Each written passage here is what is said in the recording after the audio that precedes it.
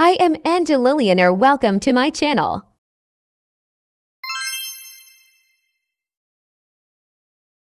Magkatayo ng 4 inches yung lapad ng tela.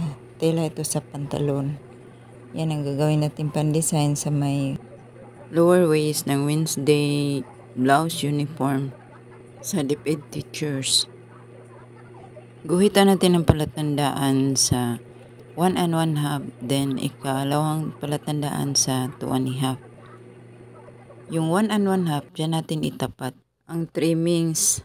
Then, itinama ko siya sa doon lang sa may white na line. Kasi mahalata ang tahi kapag sa red ko siya i-apak ang tahi. So, bali center yan ang trimmings. Sa left side ko muna siya tinahi para magiging stable ang trimmings sa gitna.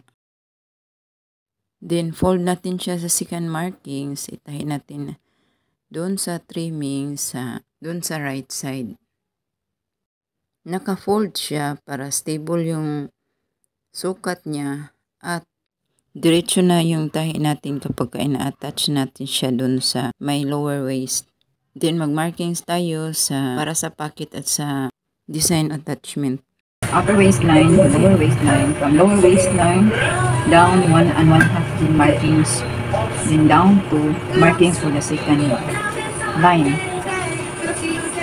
Para siya dito. So, lipat natin siya sa front. Ito yung markings sa higher part at sa lower part. Dito rin sa harap. So, sa paglipat niyan, lagyan natin siya ng markings para madali na natin siyang gawin. Sa markings natin na lower waist, tandaan nyo yung basic pattern natin. Sa lower waist tayo magsimula. Tapos markings ng 1 1/2. Sa first upper part yun ng design. Yung 1 1/2 kasali na sa sewing allowance ng design na i-attach natin. Then ang second markings 1 1/2. Bawas na yun sa fold na allowance. Kasi yung fold naka-allowance na doon ang sewing allowance. So, dito sa second markings natin, dito na natin itapat yung fold, ganyan. So, dyan din natin itapat yung pocket natin. So, kukuha tayo ng cloth para ihanda natin yung pocket. Fold tayo ng cloth. Tapat natin sa dart. Dapat align siya dito yung cloth. At saka naka-align siya sa design. So ito siya. Dito lang dapat. So plus allowance half inch.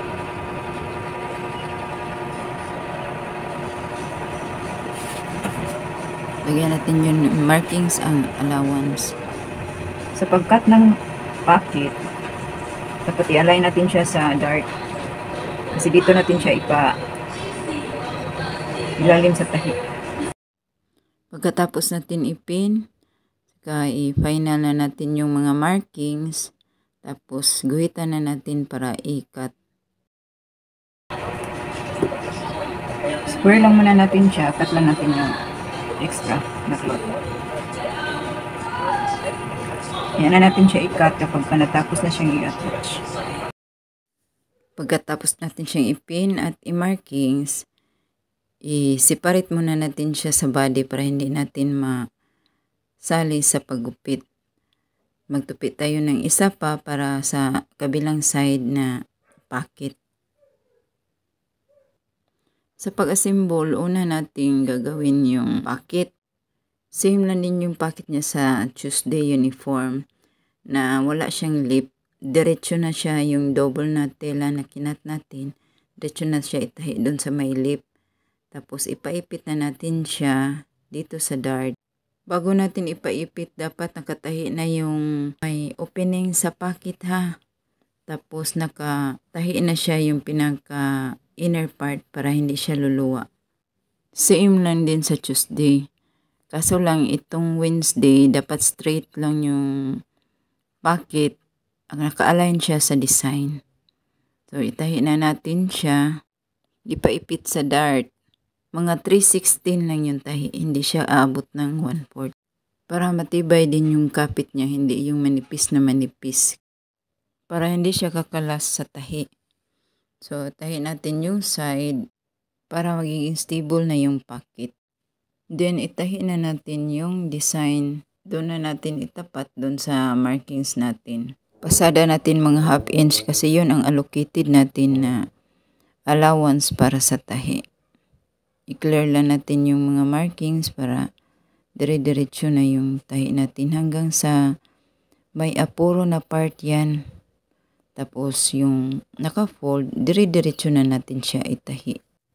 Mag-flat na lang tayo kasi naka-fold na siya, di ba? Dali na siyang i-manage sa pagtahi. Yung sa may covered button, hindi ko na videohan sa pag-attach. Sa susunod ko na lang tatahiin kasi meron pa akong mga teacher's uniform dito. Doon ko na lang i-video kasi hindi ko na videohan ito kasi hindi ko na click yung record pagtahi ko nito sa pag-insert ko sa nitong design. Pero simple lang yan. Yung sa button, yung hidden button, kapareha lang siya sa Tuesday. Tapos iipit lang doon yung design. Tapos saka siya tatahiin para maipit din siya sa may button part. Leave space mo muna yung part na yun bago siya tahiin. Ito na siya pagkatapos. Hindi ko na pinakita sa neckline kasi pare-pareho lang siya sa Tuesday. Kaibahan lang, wala siyang collar. Yung collar, binawas na. Yung procedure sa buttons, yung covered buttons, same lang siya sa Tuesday and Thursday uniform. Balikan nyo na lang yung part sa button para may guide kayo. Kung may natutunan, paki-like sa video at share sa mga katulad nating nananahi. Isang araw na naman ng bagong kaalaman. God bless and bye-bye.